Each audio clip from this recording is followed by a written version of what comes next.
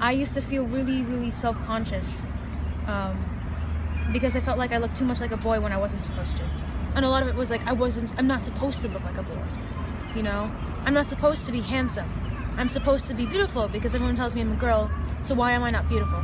And so then like realizing that and accepting that I'm naturally androgynous and that it's okay was really, really difficult.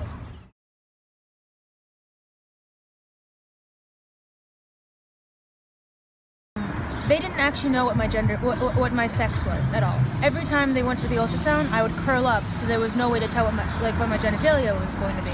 So the doctors just assumed I was going to be a boy, because they said, "Oh, this baby's really stubborn; it refuses to move," and I wasn't exactly what they expected. Right. It was almost like an indicator of the kind of person I would be later on.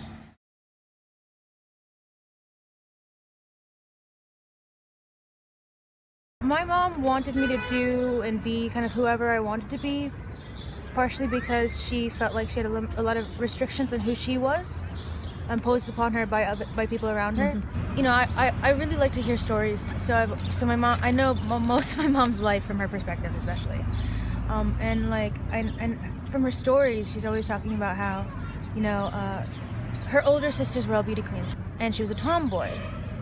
So not only was she the figurative black sheep for being the tomboy and you know, but she was also the literal black sheep because she had the darkest skin out of all her siblings.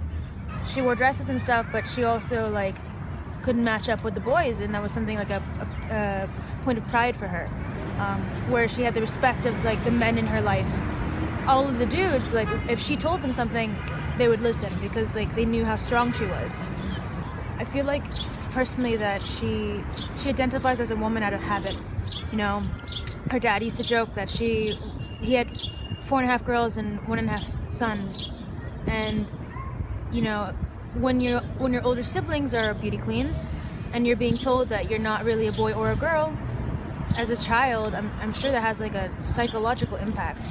My mom was really happy because I was a very pretty little girl for, you know, my childhood. My mom kind of like felt fulfilled. This stuff that she felt she lacked, she had in her child. She wants me to grow up my hair long again because I also feel like my mom's never really felt beautiful the way she wanted to. Mm-hmm. And so because she never really felt beautiful, it really kind of like was soothing for her, and it really kind of like fulfilled her when I was, you know, considered traditionally beautiful.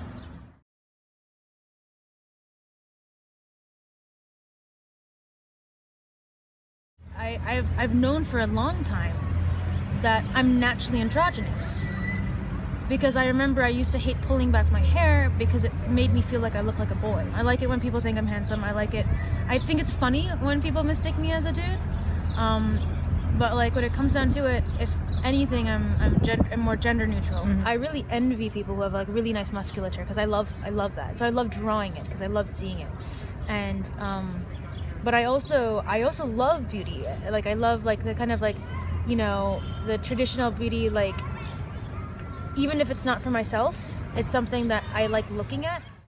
I hated being told I was beautiful because I didn't feel beautiful. I didn't want anyone to look at my body because I was filled with self-loathing, because for years the idea was if I'm going to be ugly, I'm going to be ugly on my own terms, you know? And so I used to wear super baggy clothing. I didn't care about my hair. I didn't really care about how I looked. I just wanted to kind of like disappear into the background. I didn't want people to notice me, because if they didn't notice me, they couldn't hurt me. If I was a fly in the wall, nobody would care. Nobody would like do anything to me or say anything to me because you know, I wasn't worthy of attention.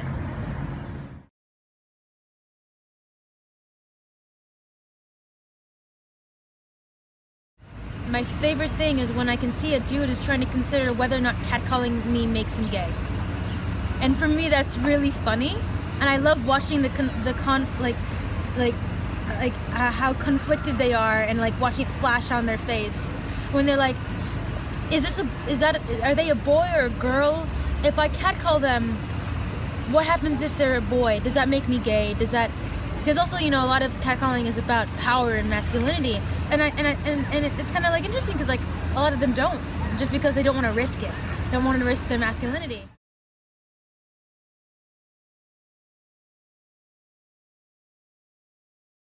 Now that we have the internet and we have this ability to communicate and to share our ideas, you know, because like one of the hallmarks of a democracy or even a democratic republic is supposed to be the ability to, you know, share your ideas with other people and, you know, discuss whether or not these opinions and ideas are valid, right?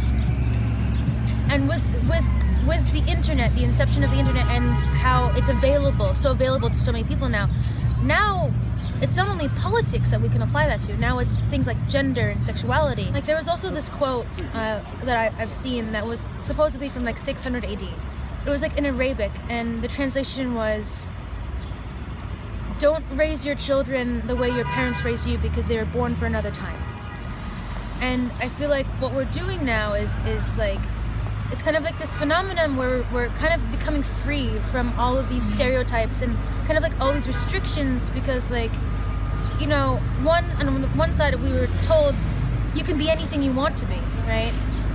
But at the same time we're like, they were told you can be anything you want to be as long as it fits what we want. Right? There's been so much change in our lives that like we're starting to see like we don't have to be restricted by the rules that were imposed upon us as children, you know.